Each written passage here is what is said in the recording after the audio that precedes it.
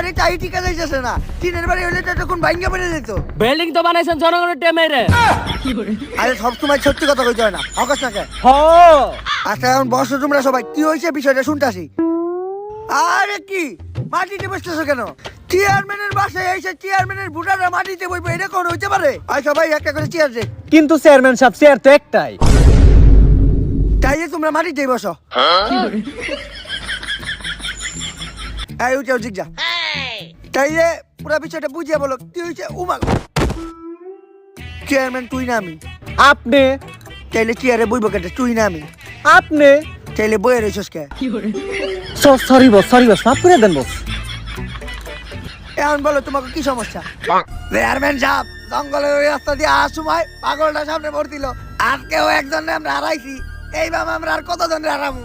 আমি বুঝলাম না অগ জঙ্গলের ওই রাস্তা দিয়ে হানতে হইব কে? কত ভালো ভালো সড়ক বানিয়ে রাখছি আমি অগলে গা, হ্যাঁ যে হানতে না, খালি জঙ্গলের ওই রাস্তা দিয়ে হানতে সবাই। কিন্তু চেয়ারম্যান সাহেব সড়ক তো আপনি বানান নাই, আগের চেয়ারম্যানে বানাইছে। ভাই, এই এটা সবার সামনে কবি নাকি অগস না কেন? হ আর জঙ্গলে ওই রাস্তা আমরা যাবো না কেন? আমাকে কি জঙ্গলে কোনো কাম কাজ থাকতে পারে না? তোমার যে জঙ্গলে কি কাজ কাম থাকে ওটা আমি ভালো করে জানি। তুমি তো প্রতি মঙ্গলবার রাইতে জঙ্গলে যাও মঙ্গল করতে। কিন্তু চেয়ারম্যান সাহেব মঙ্গলবারের রাইতেই কেন? কারণ মঙ্গলবারে তোর জামাই নাইট ডিউটি, তাইলে আমি নাইট ডিউটিতে গেলে তুমিও নাইট ডিউটি করতে দাও। আর